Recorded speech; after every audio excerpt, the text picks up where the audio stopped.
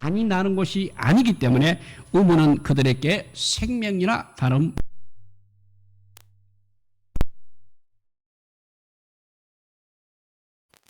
예 있는 것입니다. 우리들이 가장 기억하고 있는 사건은 아마도 예수님께서 우물가에서 사마리아 여인과 대화를 나눈 사건일 것입니다. 창세기에도 우물에서 나오고 있습니다. 오늘 우리가 다루는 이야기는 그 중에서 아마 처음으로 일어난 사건일 것입니다. 다른 우물 이야기와는 달리 이 우물 이야기가 중요한 이유는 이곳에서 바로 여호와의 사자가 나타났기 때문입니다. 즉 나타났다는 말입니다. 하나님께서 인간들에게 나타나실 때는 자신이 어떠한 분이신가를 보여줍니다. 하나님께서는 이 우물에서 여자이며 종이고 애굽 사람인 하갈에게 살피시는 살아계신 분으로 자기를 계시하셨습니다. 하갈은 이것을 기념하기 위하여 그곳 이름을 부엘 라헬 로이라고 불렀습니다. 그 이름은 계속 다른 사람을 통해서 후대에 전해지게 되었습니다. 고대 사람들은 이 도시나 마을 이름을 지을 때 그곳에서 일어난 유명한 사건을 기념하기 위해서 지은 경우가 자주 있었습니다. 지금도 이스라엘의 상당수의 지역 이름들은 독특한 내력을 가지고 있습니다. 그 이름 때문에 많은 사람들이 예전에 일어났던 역사를 이제 계속 기억할 수 있었던 것입니다. 그 당시에는 책이 거의 없던 그런 시절이었습니다. 구절에 의해서 역사가 전해지던 시기였다는 것을 감안한다면 지역의 이름이 얼마나 역사를 전수하는 데 있어서 큰 역할을 했는지 짐작할 수 있을 것입니다. 적어도 부엘 라헬 로이에서 살았던 모든 사람들은 여종 하갈의 이야기를 다 알고 있을 것입니다. 이 하갈에게 나타난 하나님이 그러면 어떤 하나님이신지 잘 알았을 것입니다. 하갈이 부엘 라헬 로이에 온 이유는 주인의 박해를 피하기 위해서였습니다. 이 하갈은 원래 애굽 여인이었습니다. 아브라함의 아내 사라의 손에 들어가게 되었습니다. 창세기는 하갈이 이렇게 애굽 여인이라는 것을 대단히 강조하고 있습니다. 갈대아 출신이었던 그 아브라함의 집에 이제 애굽 여종이 들어오게 된 것에는 이유가 있습니다. 아브라함이 하나님의 부르심을 받아서 갈대아로부터 가나안에 왔습니다. 하지만 가나안에 기근이 들어서 아브라함은 또 가나안 땅을 떠나서 애굽으로 떠났습니다. 아브라함은 하나님의 도우심으로 다시 또 가나안 땅으로 돌아오게 되었습니다. 가나안 땅으로 다시 돌아올 때 많은 재물을 가지고 나왔다고 했습니다. 아마도 하갈은 그때 많은 재물과 함께 따라온 것 같습니다. 그 당시 종은 자신이 섬길 신을 선택할 자유가 없었습니다. 주인의 신이 바로 자신의 신이 될 수밖에 없었습니다. 하갈은 애굽에서 아브람과 사라에게 어떤 일이 일어나는지 잘 알고 있었습니다. 애굽에 있을 때 하갈은 바로왕을 신으로 섬겼습니다. 그러나 애굽에서 하갈은 아브라함이 믿는 그 여호와라는 신이 바로왕보다 훨씬 더 위대한 신이라는 것을 알게 되었습니다. 애굽에서 여호와 하나님은 특별히 사라를 보호하셨습니다. 하갈은 자기가 섬길 주인이 어떠한 분인 줄 잘 알고 있었습니다. 애굽에서 나온 이후도 하갈은 여호와 하나님께서 아브라함과 사라와 함께 하시는 것을 목도하였습니다. 그돌라 오멜 왕가의 승리는 여호와 하나님이 어떤 분이신지를 확실하게 보여준 사건이라 하겠습니다. 하나님께서는 창세기 15장에서 아브라함과 처음으로 언약을 맺으면서 가나안 땅하고 또 두 번째 한 자손을 주겠다고 두 가지 약속을 하셨습니다. 아브라함의 몸에서 날 자라는 것을 분명하게 밝혀주셨습니다. 이때까지만 하더라도 하갈이 아브라함의 후처가 될 것이라는 것은 전혀 예상하지 못했을 것입니다. 하나님과 언약을 맺고 나서 이제 상당한 시간이 사람이 85세가 되었으니 하란에서 가나안으로 온 지 벌써 10년이 지났습니다. 하지만 사라는 아이를 갖지 못했습니다. 그 당시 아이를 갖지 못한다는 것은 여자로서 구실을 하지 못하는 것과 같은 그런 말이었습니다. 사라는 아이를 갖지 못하는 이유가 하나님께서 허락하지 않았기 때문이라고 믿었습니다. 사라는 약속의 아들이 아브라함을 통해서 나온다는 것을 알고 있었습니다. 따라서 사라는 애굽 여인 하갈을 아브라함에게 줘서 아들 얻기를 원하였습니다. 사라는 아브라함에게 자신의 생각을 알렸습니다. 그리고 아브라함은 그 제안에 따라 하란과 결혼을 하였습니다. 여기서 우리는 사라가 이제 주도적으로 일을 하고 있다는 것을 보게 됩니다. 창세기에서 처음으로 이렇게 사라가 입을 열었습니다. 그 전까지만 해도 사라는 특별한 말이 전혀 없었습니다. 심지어 남편이 다른 사람에게 누이라고 하겠다고 해도 반론을 제시하지 않았습니다. 애굽에서는 또 바로의 아내가 될 뻔했음에도 불구하고 사라는 그 당시 상당히 수동적인 자세를 취했습니다.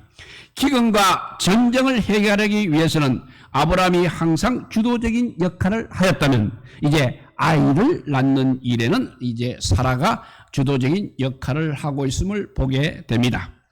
애굽 여인 하갈은 아브라함과 잠자리를 같이 하자마자 임신을 하게 되었습니다. 아브라함의 몸에는 전혀 문제가 없고 오히려 사라에게 문제가 있다는 것이 확실해졌습니다. 반대로 하갈은 얼마든지 또 많은 자녀들을 생산할 수 있었습니다. 사라의 입장에서는 매우 수치스러운 일이 아닐 수 없는 것입니다. 그런데 그때부터 하갈이 이제 교만해지기 시작하였습니다.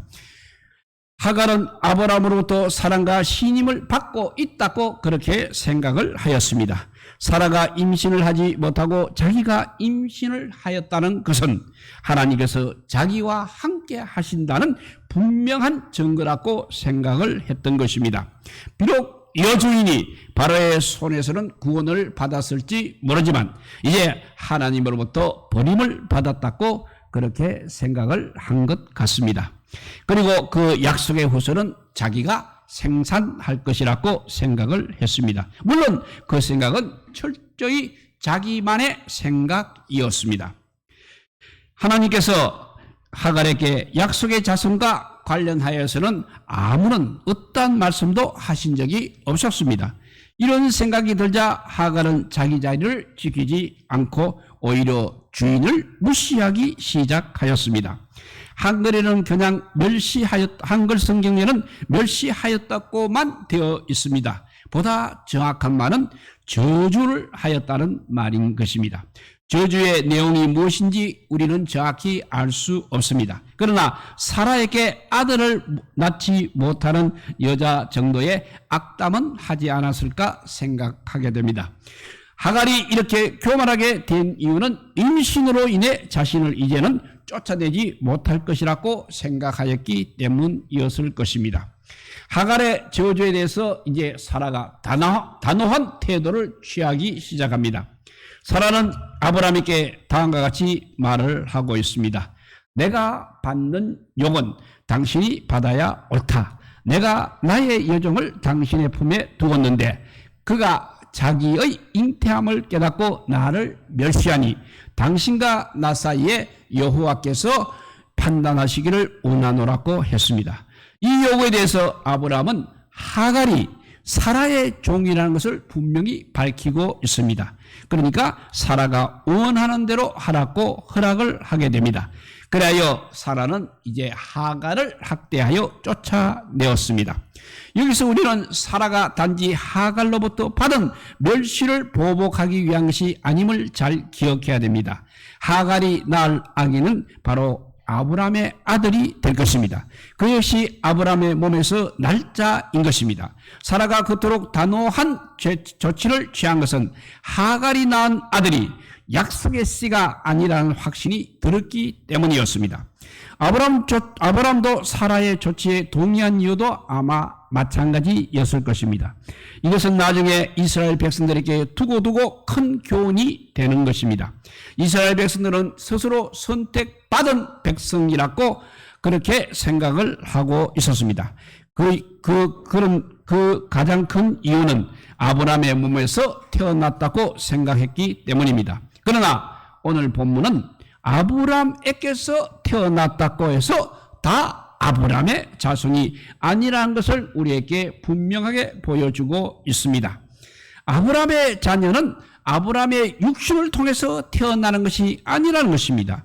약속을 받은 자들이 태어나는 것이 아니라 약속을 받은 자들이 하나님의 자녀가 되는 것입니다. 하나님의 자녀는 반드시 아브라함의 육신을 통해서 태어나는 것이 아니라 약속을 받은 자들이 하나님의 자녀가 되는 것입니다. 이것을 바로 신약의 요한복음 1장에서는 아주 분명하게 우리들에게 가르쳐주고 있습니다. 요한복음 1장 12절 13절 말씀입니다. 영접하는 자, 곧 그 이름을 믿는 자들에게는 하나님의 자녀가 되는 권세를 주셨으니 이는 혈통으로나 육정으로나 사람의 뜻으로 나지 아니하고 오직 하나님께로부터 난 자들이니라 했습니다. 오늘 본문을 자세히 보지 않으면 하갈이 어쩌면 좀 불쌍하다는 생각이 들게 됩니다.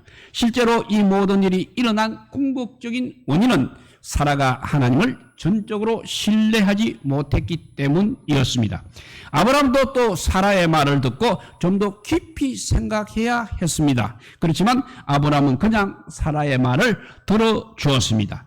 이것은 우리로 하여금 하와의 말을 듣고 아담이 선악과를 따먹은 사건을 상기시키게 합니다. 아브라함은 그 당시 하나님께서 세우신 그야말로 왕이요 제사장이요 선지자였습니다. 하지만 아브라함은 그 일에 충실하지 못했습니다. 그 결과 그의 가정교회 안에서 큰 분쟁이 생겼습니다. 하갈은 자신의 교만과 약속에 대한 근거 없는 확신 때문에 이렇게 그 가정에서 쫓겨나게 되었습니다. 이제 하갈에게는 어떤 희망도 존재하지 않았습니다. 임신한 여종이 집을 나가서 그 당시 할 수 있는 일이 무엇이 있었겠습니까? 이제 하갈은 여호와를 섬길 이유가 없어졌습니다. 예전처럼 이집트의 신을 섬길 자유가 생겼습니다. 그런데 놀랍게도 하나님께 자신의 고통을 호소하였다는 것입니다. 그래서 그때 여호와의 사자가 하갈에게 나타났습니다. 이것은 정말 놀라운 일인 것입니다. 여호와의 사자가 그때까지 사라에게 한 번도 나타난 적이 없었기 때문이었습니다. 하갈에게 여호와의 사자가 질문을 합니다.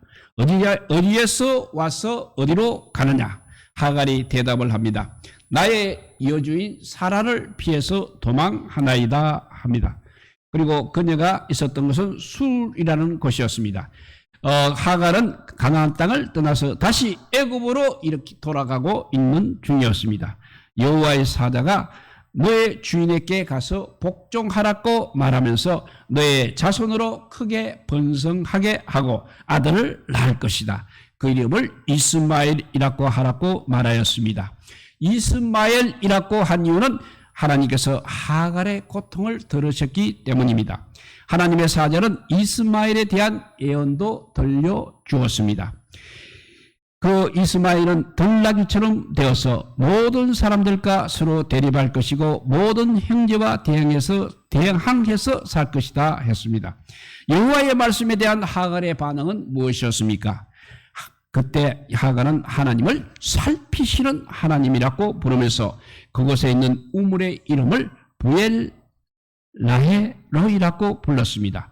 이 이름은 적어도 모세가 이 책을 쓸 때까지 사람들에게 구전으로 전해져 내려왔을 것입니다.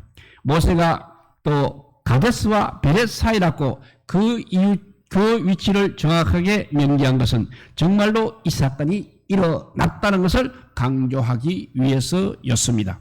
모세의 증언을 믿기 힘든다면 그것에 가서 판정할 수 있는 것입니다. 하갈은 여호와의 사자의 말씀에 이제 순종을 하게 됩니다. 다시 집으로 돌아가서 사라에게 복종을 하였습니다. 아브라함과 사라는 하갈에게서 그 모든 사실을 들었습니다. 아들을 낳았을 때 이스마엘이라는 이름을 주었습니다. 아브라함과 그에게 속한 모든 사람들은 이스마엘을 볼 때마다, 그리고 그 아이 이름을 부를 때마다 하나님께서 하갈의 고통을 들어주셨고 하갈과 이스마엘을 살피셨다는 것을 상기할 수 있었을 것입니다. 이제 말씀을 한번 정리해 봅니다. 오늘 우리가 읽은 이 하갈의 이야기 속에서 우리는 과연 어떤 교훈을 얻을 수가 있는 것입니까? 하갈처럼 어려울 때 기도하게 되면 하나님께서 들어주신다는 교훈을 얻을 수도 있을 것입니다. 그러나 그것보다도 더 중요한 것이 있습니다. 하나님께서 누구의 기도를 들어주셨냐는 것입니다. 애굽의 여종의 기도를 들어주셨습니다. 오늘 본문은 이렇게 이스라엘 백성들이, 이것이 바로 이스라엘 백성들에게는 큰 도전이 되었을 것입니다. 약속을 받지 못한 애굽 여인이 기도할 때 하나님께서 응답하신다면 약속의 후손들이 기도를 하게 되면 얼마나 잘 들어주시겠느냐는 것입니다. 사실 이 본문은 구약 이스라엘 백성들을 크게 부끄럽게 하는 본문인 것입니다. 가나안 땅에 큰 기근이 있었을 때 아브라함이 애굽을 선택하였듯이 아브라함 가정에 더 이상 아들이 생산되지 않자 이번에는 사라가 애굽 여인을 선택하였습니다. 사라는 하란에서 출발할 때 데리고 온 여종을 아브라함의 아내로 줄 수 있었을 것입니다. 롯의 경우도 비슷합니다. 그는 다른 땅보다도 애굽과 같은 소돔 땅을 선택하였습니다. 애굽은 풍요를 상징하고 있습니다. 그 당시 가장 부유한 나라였습니다. 하지만 애굽을 선택한 결과가 어떻게 되었느냐 하는 것입니다. 애굽을 선택한 사라에게는 큰 위기에 처하게 되었습니다. 그리고 그 가정 안에도 큰 분란이 생기게 되었습니다. 모세가 이끌었던 이스라엘 백성들도 홍해를 건너고 나서도 늘 이렇게 애굽을 기억하면서 미련을 버리지 못했던 것입니다. 그러나 그때마다 하나님의 심판이 그들에게 임하였습니다. 이것은 오늘 우리 한국교회도 마찬가지로 적용될 수 있는 것입니다. 오늘 본문은 하나님의 백성에게 애굽을 의지하지 말고 하나님의 약속을 끝까지 붙들어야 함을 가르쳐주고 있는 것입니다. 비록 애굽을 의지함으로써 그 가정에 큰 어려움이 생겼지만 하나님은 그것을 받고 선으로 인도하십니다. 본문의 핵심은 하나님께서 하갈을 보호하셨다는 것입니다. 하갈을 통해서 이스마엘이 태어났고 그를 통해서 이스마엘을 통해서 큰 민족이 형성되었습니다. 사라는 하갈을 통해서 자신의 대를 잇기를 원하였지만 하나님께서는 정반대로 전혀 다른 새로운 민족을 세웠던 것입니다. 하나님께서 약속 밖의 자녀에게도 이렇게 복을 주셨습니다. 그러나 그 복이라는 것은 한계가 있는 복이었습니다. 그 복은 본성의 복이었습니다만 언약의 복은 아니었다는 사실입니다. 하갈이 받은 복은 사라의 씨에게 복종할 때에만 진정한 복이 될 수 있다는 것입니다. 그렇기 때문에 여호와의 사자는 하갈에게 돌아가서 사라에게 복종하라고 명령한 것입니다. 이것은 하나님께서 아브라함을 부르신 목적에 부합한 것입니다. 그것은 바로 아브라함을 통하여 모든 민족이 복을 받게 하기 위함인 것입니다. 하나님께서는 그것을 이제 하갈을 통하여서 이미 시작하였던 것입니다. 결국 우리 모두가 약속의 신 예수 그리스도에게 복종할 때 약속의 자녀가 될 수 있다는 진리입니다. 이 약속의 신을 통해서 흘러나오는 모든 복을 우리 모두 향유하시기를 우리 주님의 이름으로 축복드립니다. 기도하겠습니다. 사랑의 하나님 감사합니다. 하나님의 뜻을 우리가 잘 알지 못해서 사라처럼 실수할 때가 얼마나 많은지 알 수가 없습니다만 그래도 하나님께서는 항상 약속의 시에 통해서 오는 복을 우리가 믿음의 사람으로서 향유할 수 있다는 또 소망을 주시니 감사합니다. 이제 절대 어떤 어려운 상황이 온다 할지라도 우리가 정말 복음을 놓치지 않게 하여 주시고 하나님으로부터 오는 복을 놓치지 않게 우리 믿음이 굳건하게 하여 주시옵소서.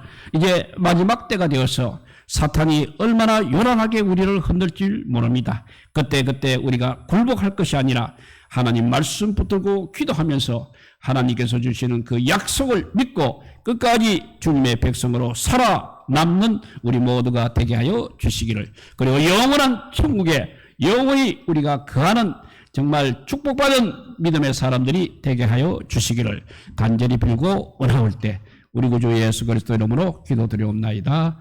아멘. 예,